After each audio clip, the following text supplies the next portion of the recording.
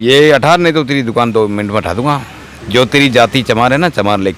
दुकान मेरे 5 बेटियां हैं और एक लास्ट का बेटा है। मेरे 2 ऑपरेशन हुए हैं और मैं दलित परिवार से हूँ। मुझे हैरानी इस बात की है कि किसी पढ़े लिखे इंसान ने यह ऐसी सोच रखता है कि वकील अगर आप हैं और आप वर्मा हैं तो कोई और वर्मा वकील ना होकर कुछ और नहीं कर सकता क्या? भी देश का हूँ, मेरा देश आज़ाद है, फिर भी मेरे साथ में गुलामी जैसा व्यवहार किया जा रहा है। तो दोस्तों, मैं इस समय दिल्ली में मौजूद हूं और आज़ादी का अमृत महोत्सव चल रहा है। प्रधानमंत्री नरेंद्र मोदी कहते हैं ये अमृत काल है, यानी हम अमृत काल में जी रहे हैं। लेकिन एक ऐसा वाक़या दिल्ली में सामने आया है जिसने पूरी दुनिया देश को झकझोर दिया है। क्योंकि कहावत है ना कि जाति है कि जाति नहीं। अब सोचिए, मैं अगर ये जूता बनाऊं तो आप मुझे क्या कहेंगे? यही कहेंगे ना कि मोची है। क्या आप मेरी जाति ढूंढ पाएंगे? कि ये देखिए, इनका ये नाम लिखा है राम अवतार वर्मा, जो है आप देख सकते हैं। देखिए, दिखाइए, ये जो वर्मा है ये हटा हुआ है यहाँ से, आप देखिए। अब वर्मा अभी तक वहाँ लिखा नहीं गया है, जिसको लेकर राम अवतार जी बहुत ज़्यादा परेशान हैं। राम अवतार जी, सबसे पहले तो मैं आपको जानना चाहूँगा कि ये मामला कब सामने आया, कब आपको धक्का लगा कि ये मेरे साथ क्या हो गया?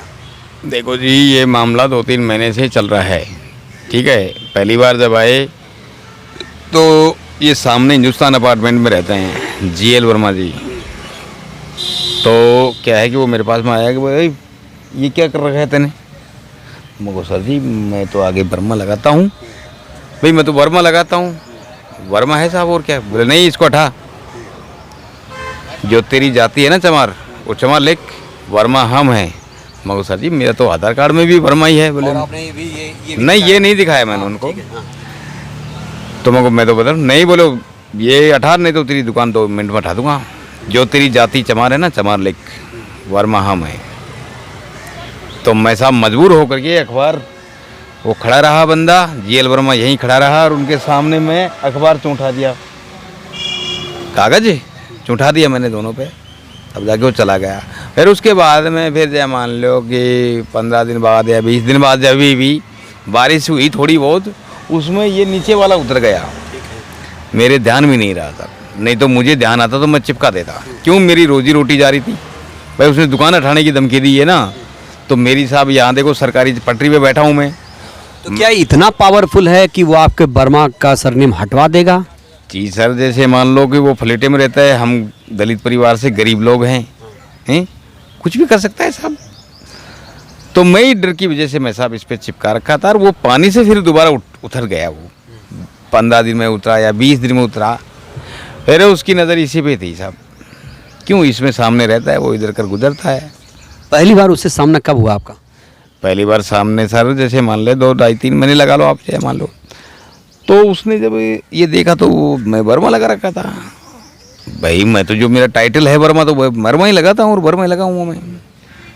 वो आकर के ये बोला, भाई तू क्या कर रहा है, ये क्या लगा रखा है? मगर जी सर क्या लगा रखा है बताओ?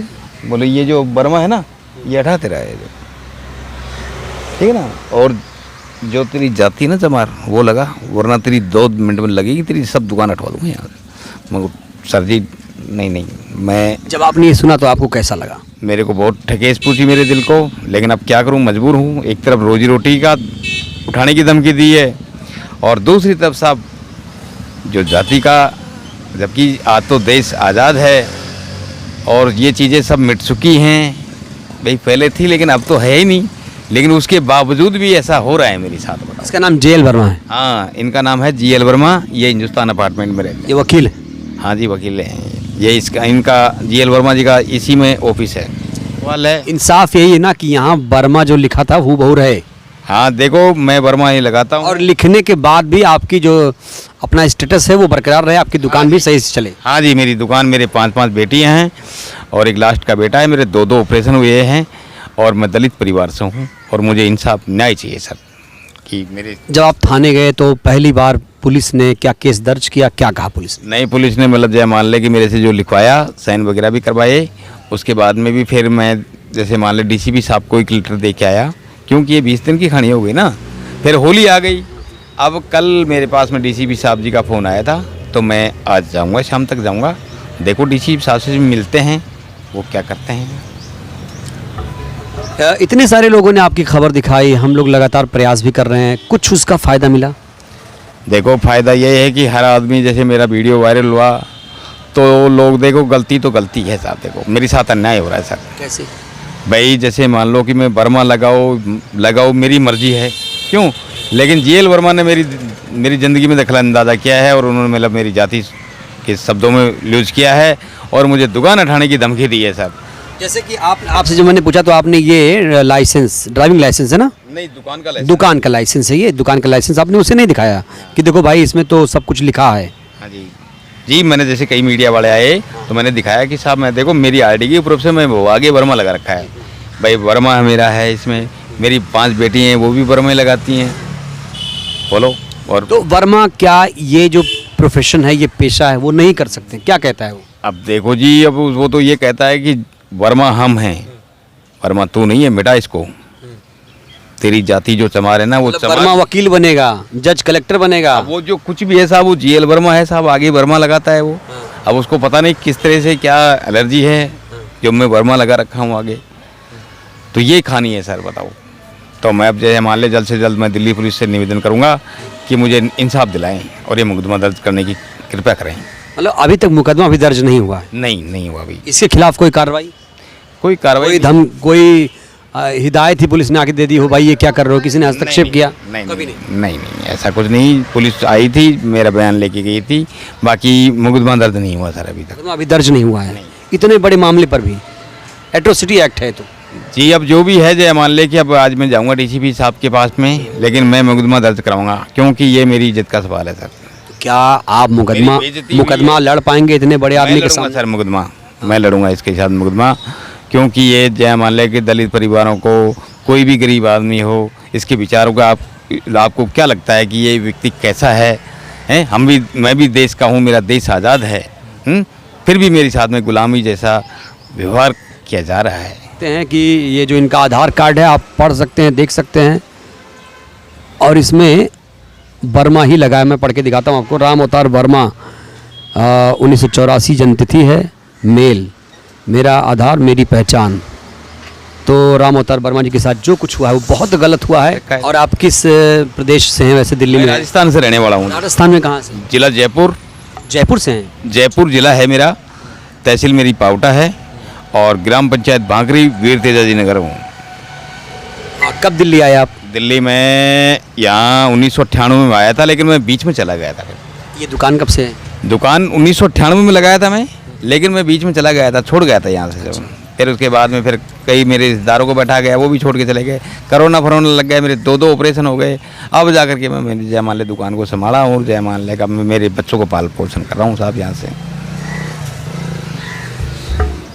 तो आपने राम अवतार वर्मा जी की कहानी सुनी। दोस्तों, ये जो कहानी है वाकई आप यकीन नहीं करेंगे कि आप आज़ाद भारत में हैं और कई सारे संविधान में आर्टिकल हैं। हम कहते हैं कि हम समानता का अधिकार है, अस्पृश्यता का अंत हो गया है, उपाधियों का अंत हो गया है, लेकिन आप सोचिए राम अवतार वर्मा जी के साथ अभी तक इंसाफ नहीं हुआ है। और इंसाफ तब मिलेगा जब पुलिस केस दर्ज करेगी, निष्पक्ष तरीके से जांच करेगी और राम अवतार वर्मा वापस जब आ जाएगा तो इनको अपना जो स्टेटस है वो मिल पाएगा।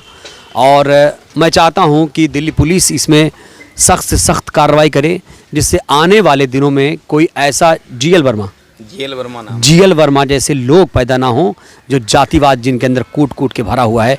ऐसे लोगों को सोच भी बदलने की ज़रूरत है। ये अपने आप में मतलब एक समाज के लिए बहुत अच्छी बात नहीं है। अगर हम अभी भी इस वक्त 2023 में इस से उभर नहीं पाए हैं कि किसी जाति के आधार पर still even at this time if someone is getting tortured from this case, बहुत बड़ा केस बनता है। सबसे बड़ा केस होता है किसी इंसान को नेचुरल लॉ के तहत प्रोटेक्ट करना। एक इनका नेचुरल राइट है, right to live with dignity.